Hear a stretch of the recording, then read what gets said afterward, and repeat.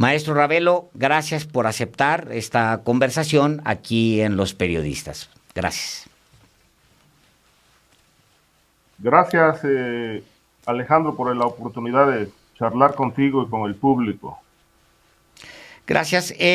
Bueno, ayer el gobernador decía o planteó que ya te había demandado por daño moral, supuesto daño moral, pero el planteamiento a ti te puso en alerta por lo que leí en tus mismas redes sociales, maestro Ravelo, porque pues bueno, al final es un hombre con poder y tú te sentiste amenazado. ¿Es así?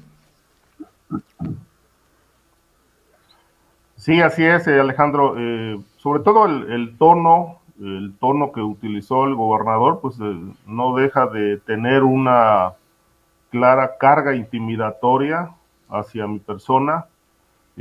Obviamente esto trastoca mucho el equilibrio emocional, sobre todo tratándose de temas de delincuencia organizada, porque como sabemos, pues la delincuencia organizada opera de manera impune a lo largo y ancho del país, de tal manera que, bueno, pues este señalamiento público del gobernador de que va a presentar una demanda o ya presentó una demanda en contra mía por daño moral, bueno, pues no lo puedo ver de otra manera más que como una amenaza que pues golpea mi parte psicológica y obviamente pues vulnera también la libertad de expresión porque bueno, no sabemos hasta dónde pueda llegar, como bien lo citas, un hombre que, pues como se denunció en los propios textos periodísticos, pues tiene todo el control político, el control del Poder Judicial en Jalisco,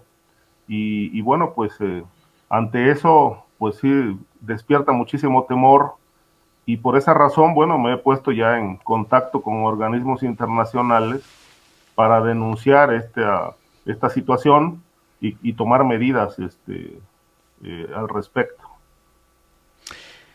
En el planteamiento que hace Alfaro, veo también una actitud, cuando lo plantea, una actitud que se ha repetido en otros momentos y con otros periodistas. Es decir, es una actitud que hemos visto en estos años de Alfaro, que por cierto, cuando estaba en campaña visitó, sin embargo, saludó a la gente de manera muy amable. No es el Alfaro que yo reconozco, con toda honestidad lo digo, porque pues ha estado en confrontación constante no solamente pues con la prensa local, con la que pues no habla. Es una política muy extraña de comunicación social, con honestidad así lo planteo. Pero esa actitud de confrontación te lleva a ti también a decir claramente y ponerlo en tus redes sociales que si algo sucediera, dices tú claramente, si me matan, todos ustedes ya saben quién es el responsable. Pido que Alfaro presente la demanda. Nos vemos en tribunales internacionales y no en los atenazados por la mafia. Y te refieres a dos cosas muy puntuales, maestro Ravelo. Una, por un lado, el temor de cualquier periodista en un país que matan periodistas, que son asesinados, y casi siempre desde el poder, lo dicen las cifras de Artículo 19 y lo dicen las cifras de Reporteros Sin Fronteras, casi siempre vienen desde el poder las amenazas cumplidas. Por un lado, hablas de una amenaza real y por el otro lado, no confías en que, por ejemplo, se vaya a presentar una denuncia en un tribunal o allá en el Poder Judicial de Jalisco porque él tiene una injerencia clara ahí, maestro. Mira, con todo este contexto, Alejandro, no se puede guardar silencio ante la más mínima provocación, ante el más mínimo señalamiento que ponga en riesgo la labor de un periodista. Obviamente las palabras de Alfaro son elocuentes. Ya presenté una demanda y voy a solicitar medidas cautelares. Obviamente, bueno, esto no se puede soslayar por lo que mencionamos, es decir, si la denuncia o la demanda, perdón, se presenta en Jalisco, pues va a ser una batalla muy complicada porque él tiene todo el control del poder judicial y además es un poder judicial el de Jalisco con pues graves problemas de presunta infiltración también de crimen organizado, de tal suerte que bueno, tengo bastantes dudas de que una demanda en Jalisco pueda ser ganada, en este caso por mí. Yo creo que tendrá que ser en tribunales neutrales, donde realmente se hagan valer los elementos periodísticos que tuve a mi alcance para documentar lo publicado y que sean autoridades verdaderamente honestas, transparentes, para que haya un acceso a la justicia. Eh, no puedo por ningún motivo quedarme callado ante esto, porque como bien dices, muchos periodistas por cosas menores han sido asesinados o están desaparecidos. Casos que están lamentablemente envueltos en la impunidad. De tal manera que, bueno, lo tengo que hacer público, tengo que denunciar todo esto que obviamente en este momento a mí me pone en una situación de riesgo, no solamente a mí, sino también a mis familiares, que están bastante alarmados por lo que está ocurriendo, de tal manera que, bueno, recurro a todas las instancias nacionales e internacionales para que este caso se ventile, se haga público y se conozca realmente en qué circunstancia me encuentro en este momento, ¿no? En el pasado, Ricardo Ravelo, has escrito libros, has escrito reportajes sobre crimen organizado, sobre el vínculo de las policías con el crimen organizado, sobre el vínculo de altos niveles de poder con el crimen organizado. Tienes libros publicados, la mayoría de ellos, o más bien todos ellos, relacionados con crimen organizado. Te preguntaría esto, Ricardo Ravelo, si te sientes, te has sentido en algún momento en tu carrera amenazado, que en qué momentos te has sentido amenazado y lo compares con el momento que estás viviendo el día de hoy. Mira, enfrenté una situación complicada cuando me ocupé de una situación muy parecida a la que ahora se publicó en el portal. Sin embargo, con respecto a los vínculos que ya se conocían hace más de 10 años de Tomás Yarrington. En aquel momento yo hice un viaje a Tamaulipas para conocer más de fondo este tema, y bueno, se publicó un reportaje en aquel momento en la revista Proceso que, que se titulaba El narcogobierno en Tamaulipas. Y la reacción que tuvo el gobernador fue muy parecida, fue amenazas. Lo primero que recibí fueron amenazas de personas que se identificaban como miembros de los Zetas, que en aquel momento era un cártel muy poderoso en esa entidad. Después tuve otras amenazas también de personajes de La Laguna, de Torreón, Coahuila.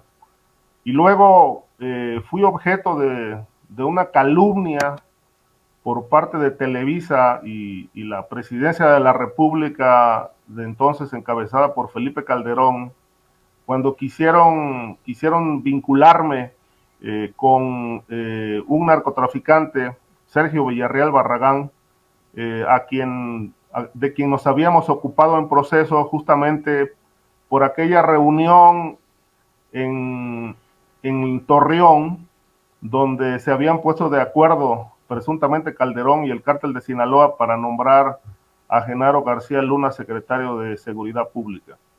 Primera publicación también trajo como consecuencia un gran escándalo y amenazas. Yo tuve que salir del país algunos meses porque esas fueron las recomendaciones de los abogados de entonces. plantearon que yo era en ese momento un factor de desestabilización y que podría ser objeto de un atentado, ¿no? De tal manera que, bueno, tuve que ponerme a resguardo. Y la verdad que lo que veo en esta situación de ahora con Alfaro y los anteriores personajes que sobre los que me he ocupado periodísticamente es la misma. Es decir, cuando se sienten realmente exhibidos por vínculos con el crimen organizado, pues la reacción es muy virulenta, ¿no? Lo viví con Tomás Yarrington, con Eugenio Hernández, y bueno, y ahora, después de 10 años o un poco más, ahora se presenta esta situación con Alfaro y es la misma reacción virulenta y intimidatoria, ¿no? Entonces, pues bueno, estos son gajes del oficio, pero uno tiene que tomar las medidas que estén al alcance en todos los sentidos. Está detenido Tomás Yarrington. Eugenio Hernández también está detenido, los dos en el extranjero, creo. Eugenio Hernández creo que está en México, pero Tomás Yarrington sí está en Estados Unidos. Está detenido también por narcotráfico Genaro García Luna. Los tres están detenidos de los tres momentos en los que tú te has visto y que en su momento señalaste que tenían vínculos y hubo una reacción muy virulenta. De los tres, por supuesto, de los tres casos lo recuerdo perfectamente bien. Maestro Ravelo, has recibido en las últimas horas, en las últimas pocas horas, expresiones de apoyo de muchos colegas periodistas, pero también ha sido contactado por organizaciones en México y en el extranjero para emprender tu defensa. Obviamente no te pido que me expliques en lo absoluto ninguna de las estrategias que seguramente estarán ustedes o los equipos que se están conformando para defenderte. Pero eso está sucediendo ahora mismo, maestro Ravelo. Sí, Alejandro, afortunadamente he recibido un apoyo extraordinario, lo cual agradezco mucho de colegas periodistas, tanto de México como del extranjero, que se han solidarizado en esta situación.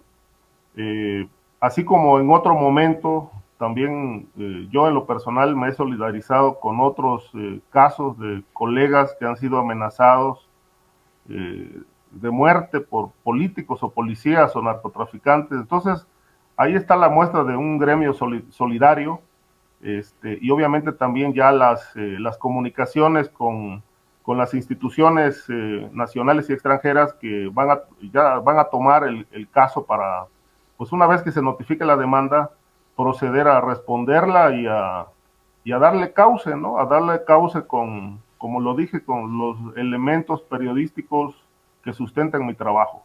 Yo en lo personal, como bien lo dices, yo no puedo competir con el poder de un gobernador que tiene todos los recursos disponibles, que tiene todas las alianzas y las complicidades tejidas en Jalisco, pero creo que tengo por un lado, la tranquilidad de disponer de los elementos que sustentan mi trabajo y también el apoyo y respaldo de instituciones independientes que se acercaron a mí para darme el apoyo y obviamente llevar el asunto en los tribunales, donde tengamos que ir a declarar o a presentar los elementos. Entonces, por ese lado, bueno, créeme que no me siento solo, me siento acompañado en esta situación y lo cual le agradezco muchísimo también de parte de Sin embargo, porque es el espacio donde yo trabajo cada semana. Maestro Ravelo, pues vamos a estar, por supuesto, muy atentos a lo que sucede enseguida. Y pues bueno, no sé si tenga usted alguna otra cosa que agregar. Solamente diría esto a las instancias en México, tanto las instancias gubernamentales como las que son no gubernamentales, que pues hay una tarea con Ricardo Ravelo. El país no está como para amenazas ni amenazas cumplidas, mucho menos amenazas cumplidas. Entonces, pues sí tienen las instancias en México que respaldar y responder por lo que está sucediendo ahí. ¿Alguna cosa que quieras agregar, maestro Ravelo?